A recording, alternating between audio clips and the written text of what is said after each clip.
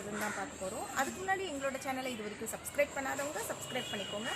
பக்கத்தில் இருக்க பெல் ஐக்கானை ப்ரெஸ் பண்ணுங்கள். அப்போ தான் நாங்கள் போடுற வீடியோ உங்களுக்கு உடனுக்குடன் நோட்டிஃபிகேஷனாக வரும். வாங்க ஃப்ரெண்ட்ஸ், வீடியோக்குள்ளே போகலாம். பிரியாணிக்கு தேவையான இன்க்ரீடியன்ட்ஸ் என்னென்னு நம்ம பார்க்கலாம். 1 கிலோ பிரியாணிக்கு 100 கிராம் அளவுக்கு நான் வெங்காயம் எடுத்துருக்கிறேன். பச்சை மிளகா ஒரு 15 பச்சை மிளகா எடுத்திருக்கேன். தக்காளி ஒரு 400 கிராம் அளவுக்கு எடுத்துருக்கிறேன். இஞ்சி பூண்டு பேஸ்ட்டு, இதுலேயே நான் பட்டை லவங்கெல்லாம் அரைச்சி எடுத்துக்கிட்டேன். தயிர் ஒரு கப் அளவுக்கு, அதாவது ஒரு கிளாஸில் நான் எடுத்திருக்கேன். மிளகாய் தூள், சிக்கன் நான் 1 kg அளவுக்கு எடுத்து வச்சுருக்கிறேன். அரிசி 1 kg எடுத்து வச்சுருக்கேன். எண்ணெய் தேவையான அளவு எடுத்து வச்சுருக்கேன். பிரியாணி செய்கிறதுக்கு நான் அடுப்பில் பாத்திரம் வச்சுட்டேன். அது நல்லா காஞ்சிருச்சு. இப்போ நான் தேவையான அளவு எண்ணெய் ஊற்றிக்கிறேன். எண்ணெய் நல்லா காஞ்சிட்டு வருது. இப்போது நான் வெங்காயம் ஆட் பண்ணிக்கிறேன். வெங்காயம் நல்லா வதங்கட்டும். பச்சை மிளகாய் ஆட் பண்ணிப்போம். இஞ்சி பூண்டு பேஸ்ட் ஆட் பண்ணிப்போம்.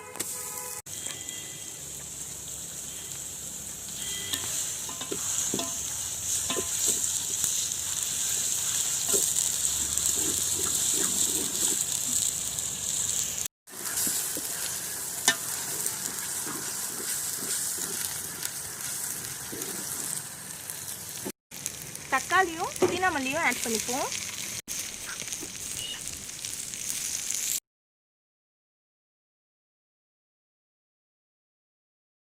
எடுத்து வச்சிருக்கிற சிக்கனை இதில் ஆட் பண்ணிக்கிறேன்.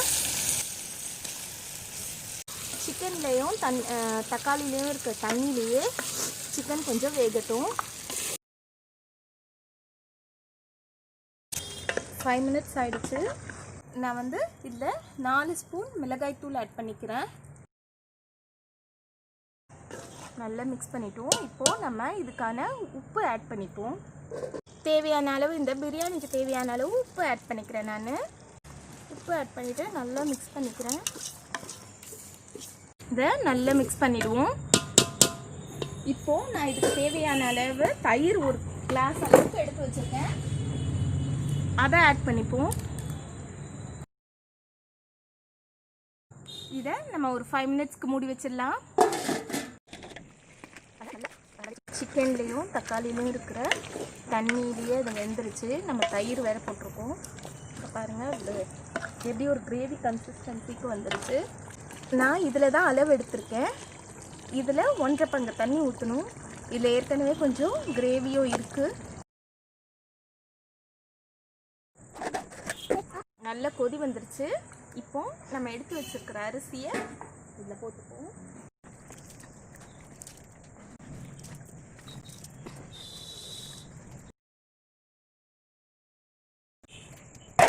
ஃப்ரெண்ட்ஸ், நம்ம இப்போ பார்க்கலாம்.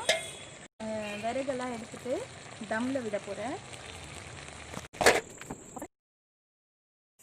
இப்போது நம்ம இதை எடுத்து வச்சுட்டு நம்மளோட பிரியாணி எந்த அளவுக்கு ரெடியாக இருக்குன்னு பார்ப்போம். இதெல்லாம் மிக்ஸ் பண்ணி விட்டுட்டு ஒரு 5 minutes நம்ம க்ளோஸ் பண்ணி வச்சுடுவோம்.